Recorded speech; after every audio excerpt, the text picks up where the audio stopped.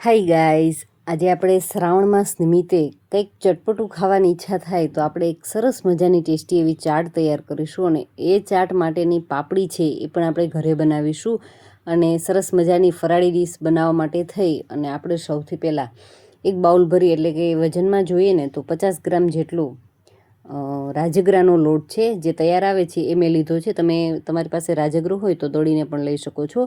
હવે એમની અંદર સ્વાદ અનુસાર ફરાળી નિમક એડ કરીશું. મરી પાવડર લીધો છે અને સાથે સાથે શેકેલા જીરુંનો અધકચરો વાટેલો પાવડર લીધો છે. સાથે 1 ચમચી તેલ અને અડધી ચમચી જેટલું લીંબુનો રસ ઉમેરીશું, જેથી કરી આપણી પૂરી છે એકદમ સરસ ખસ્તા તૈયાર થશે.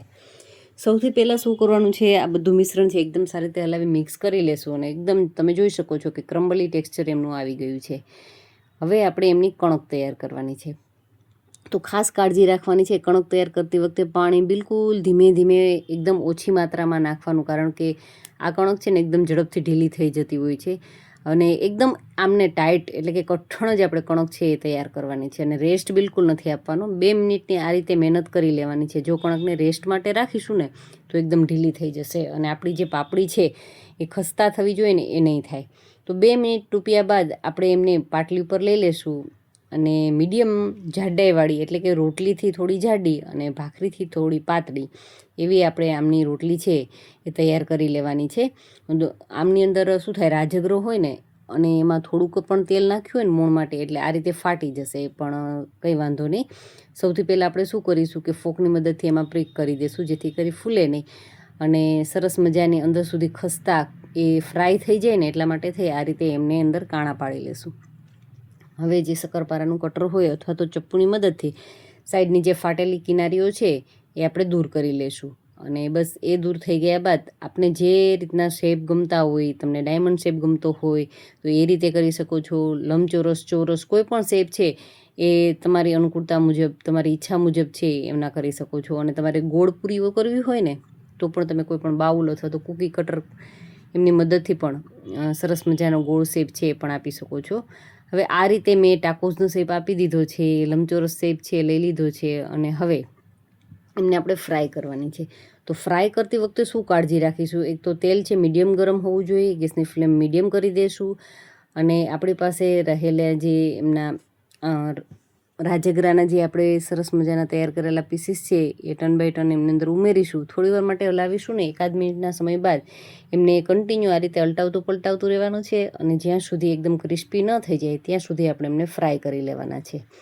શ્રાવણ માસ છે એ આખો મહિનો આપણે ફરાળ જે લોકો કરતા હોય ને, તો ફરાળ માટે થઈ આ પૂરીઓ તૈયાર કરી તમે ડબ્બો ભરી અને રાખી દો ને તો લાંબો ટાઈમ સુધી, ટૂંકમાં આખો મહિનો તમે આસાનીથી ખાઈ શકશો. અલગ અલગ રીતથી તમે આમને કંઈ પણ એમનેમ જ બાળકોને, જો બાળકો પણ ઉપવાસ કરતા ને ઉપવાસ ના કરતા હોય ને તો પણ રાજગરો ખાવો હેલ્થ માટે ખૂબ જ સારો છે.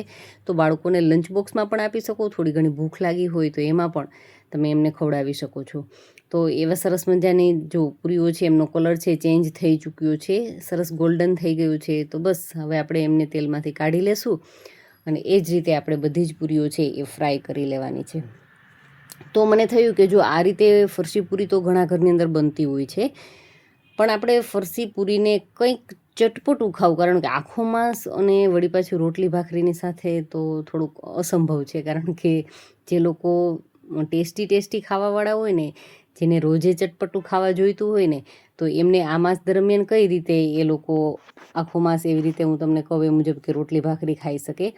તો એમના માટે આ ખાસ આપણે ચટપટું છે ટ્રાય કર્યું છે. તો બધી પૂરીઓ તૈયાર થઈ ગઈ છે. હવે એમની અંદર આપણે થોડાક સિંગદાણા પણ ફ્રાય કરી લેશું.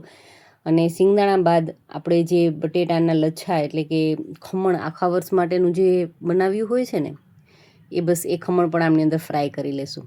કારણ કે ફરાળી છે તો કોઈ બહારની સેવ કે એવું કશું આપણે ઉપયોગમાં નથી લેવાનું, પણ આ રીતે આપણે બટેટાનું ખમણ છે એ ફ્રાય કરી લેશું ડીશ ભરી. અને એ પણ ખમણ છે, તમે જુઓ ખમણ પણ ખૂબ જ સરસ તૈયાર થાય છે. તમારે જો આમનો વિડીયો જોવો હોય ને તો આપણે ચોક્કસથી આવતી બટેટાની વેફરની સિઝનની અંદર તમારી જોડે શેર કરીશું. હવે આ બધી વસ્તુઓ ફ્રાય થઈ ચૂકી છે. આપણે ચેક કરીએ કે આપણી પૂરી છે કેટલી ખસ્તા બની છે. તો તમે અવાજ સાંભળો, છે ને એકદમ કુરકુરી એવી સરસ મજાની પૂરી છે. તમે આસાનીથી આખું વર્ષ માટે સ્ટોર કરી શકશો. આખું વર્ષ નહીં પણ આખું માસ માટે સ્ટોર કરી શકશો. હવે આપણે એમને ચટપટો ટેસ્ટ આપવા માટે થઈ એક ડીશની અંદર બધી પૂરીઓ છે એ ગોઠવી લેશું અને સાથે સાથે ઉપરથી જે ફ્રાય કરેલા લચ્છા છે બટેટાના એ થોડા તોડી અને આ રીતે કરી દઈશું, જેથી કરી ખાવામાં ખૂબ જ અનુકૂળતા રહે. હવે એમની અંદર ફ્રાય કરેલા જે સિંગદાણા છે એ સિંગદાણા લઈ લેશું અને સાથે જ મેં દહીં લીધું છે મીઠું, જેમની અંદર સ્વાદ અનુસાર નિમક એડ કર્યું છે, થોડી ખાંડ અને મરી પાવડર છે એમની અંદર લઈ લીધું છે. ખૂબ જ ટેસ્ટી આ દહીં છે આમની સાથે લાગે છે.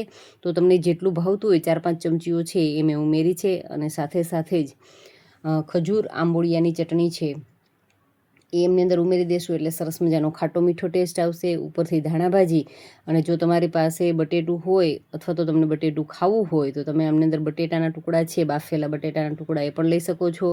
સાથે દાડમના દાણા છે, મરી પાવડર છે અને શેકેલા જીરુંનો પાવડર છે અને સાથે સાથે થોડા લચ્છાથી ડેકોરેટ કરીએ.